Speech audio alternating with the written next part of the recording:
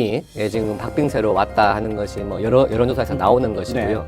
실제로 제가 뭐 지역구라든지 또 부산 시민들 만나 뵙고 말씀을 나누면 이제는 승리할 수도 있겠다 하는 느낌이 드는 그런 상황입니다. 네, 분위기가 많이 좋아졌다는 말씀이신가요? 그렇습니다. 아무래도 선거가 가까워올수록 또 각 진영에 결집하는 효과도 있고 또 박형준 시장이 지난 5년 동안에 해놓은 구체적인 업적들에 대한 이야기도 당연히 나오는 상황이기 때문에 이제 그런 부분을 봤을 때 5년 동안에 그래도 열심히 일한 검증된 시장을 다시 한번 기회를 주자 하는 의견들이 많다고 봐야죠. 네. 예. 어느 때보다도 이번에 후보자 TV 토론이라든가 굉장히 중요한 역할을 할 것 같은데요. 혹시 첫 TV 토론 어떻게 평가하시겠습니까? 예, 봤습니다. 물론 시간이 조금 짧았다는 느낌은 드는데요. 전재수 후보 같은 경우는 사실 꼭 부산 시민들께 본인이 밝혀야 할 그런 부분에 대해서 지금도 숨기고 있는 것이 있구나. 말을 못하는 부분이 있구나. 이런 생각이 좀 들었어요. 부산시장이라고 하는 자리가 어떻게 부산 시민들로부터 정당한 평가를 받고 또 과거의 일이긴 하지만 그런 일들이 장래의 업무에도 영향을 미칠 수 있기 때문에 그런 부분에 대해서는 좀 정확하게 설명을 해야 된다. 예, 그런 좀 아쉬움이 컸습니다. 박형준 후보가 세 가지를 질문을 했거든요. 통일교 천정군 간 사실이 있느냐, 그리고 까르띠에 시계 의혹 이야기, 그리고 보좌진들의 그 PC 증거 인멸 그런 부분에 이야기를 했는데 뭐 천정군 간 사실은 인정을 했고요.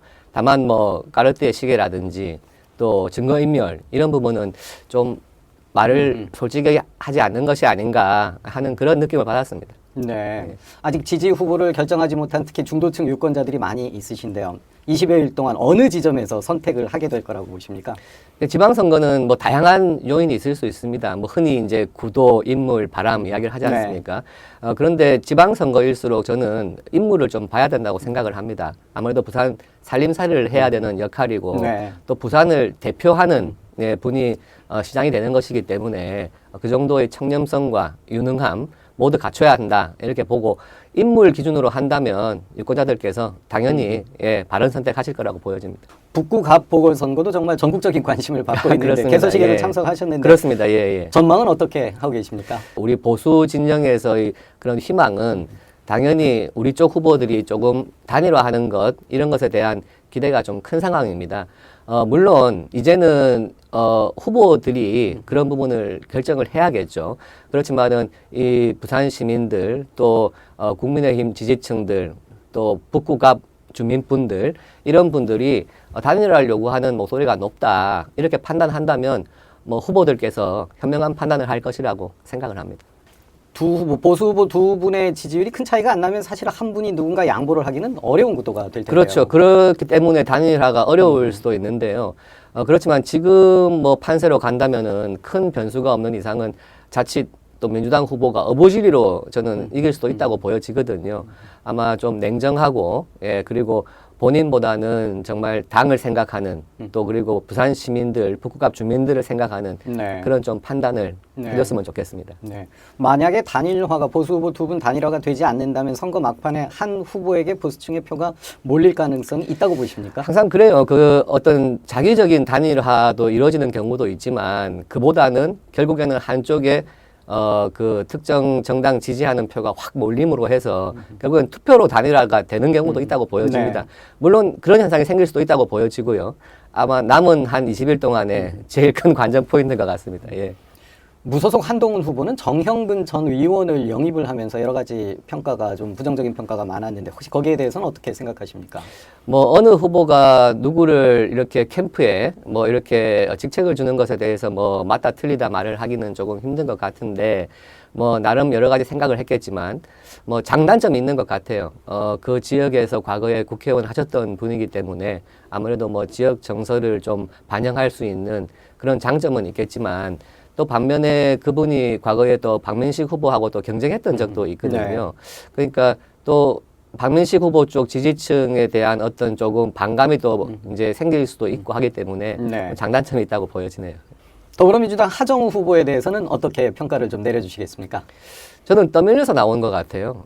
본인이 어떤 그 북구갑이라고 하는 지역에 어떤 애정을 가지고 정말 그 지역에 필요한 것 그리고 또 주민분들과의 어떤 교감 이런 것보다는 어떤 민주당의 필요성 또 대통령의 어떤 픽, 예, 그것을 등에 업고 나온 후보라는 생각이 들고 그만큼 좀 준비가 덜 된 후보가 아닌가. 그러니까 지금 뭐 여러 가지 뭐 설화에 휘말리지 않았습니까? 네. 그런 부분들이 정말 조금 아직 미숙하다. 예, 이런 생각이 좀 드는 부분이 있거든요. 아마 그런 것들이 지금 뭐 하정 후보 같은 경우에는 제일 약점으로 작용하고 있는 것 같고요. 오빠 논란, 뭐 손털기 논란 이런 거 거친 이후에 뭐 본인이 조금 활동이 위축된 것 같아요. 그렇죠. 예, 그래서 오히려 뭐 분란을 안 일으키고 삼자 구도 속에서 그냥 어부지리 당선을 바라고 있는 것 아닌가 하는 생각이 드는데 과연 부산 시민이나 부산 북구갑 주민들께서 그런 후보를 선택할지 예, 그것은 참 의문입니다. 더불어민주당에서 조작 기소 특검 도입 법안 발의를 했다가 한바탕 판세가 좀 출렁했습니다. 뭐 한 발 물러서기는 네. 했는데 선거 뒤에는 계속 강행할 걸로 보십니까? 그렇게 보여집니다. 굉장히 우려스러운 부분이고 저는 이재명 대통령에 대한 공소 취소, 그것을 위한 특검, 이것은 저는 지방선거 결과보다도 더 중요한 문제다. 이 우리나라 대한민국 역사에 있어가지고 대통령이라는 특정인을 위해서 그것도 재판을 마땅히 받고 있어야 할 피고인의 신분인데 대통령이라는 이유로 재판 중지한 것도 모자라서 차라리 기소된 것을 없던 일로 하자, 공소를 취소하자, 네. 셀프 사면이거든요. 그런 것을 한다는 것은 정말 우리나라 역사에 있어가지고 굉장한 이것은 오점이고 아마 그렇게 된다면 만약에 이거 헌정질서 파괴 또 독재 21세기 대한민국에 저는 있을 수 없는 일이라고 생각을 합니다. 과거에 아무리 우리가 암울한 독재를 겪었다고 해도 그 시절에도 이렇게는 안 했거든요. 저는 정말 어떤 이번 지방선거가 문제가 아니고 어떤 결과가 나오더라도 이재명 대통령의 죄를 지우기 위한 공소취소 특검은 안 된다. 예, 그런 생각을 가지고 있습니다. 지방선거 결과를 두고 처음에는 15대 1 되는 거 아니냐라는 이야기가 많았는데 이제 그 이야기는 들어가고 경합지역이 정말 많이 늘어났습니다. 네. 국민의힘 입장에서는 몇 곳 정도에서 승리를 하면 선거에서 이긴 걸로 볼 수 있을까요?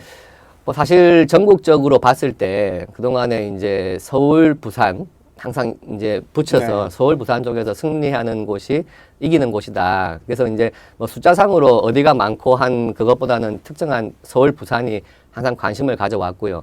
지금은 서울과 부산이 원래는 좀 차이가 많이 나다가 지금은 아주 박빙, 엎치락뒤치락 하는 뭐 그런 여론조사들이 나오고 있거든요. 이제 그런 걸 봤을 때 희망이 있다 이렇게 생각을 하고 있고 우리 부산, 울산, 경남 같은 경우에는 지금 뭐 국민의힘 내부적으로는 세 곳 다 승리하는 것 아니냐 하는 좀 예, 기대를 좀 하고 있습니다. 그만큼 뭐 후보들께서 열심히 지금 뛰어왔고요.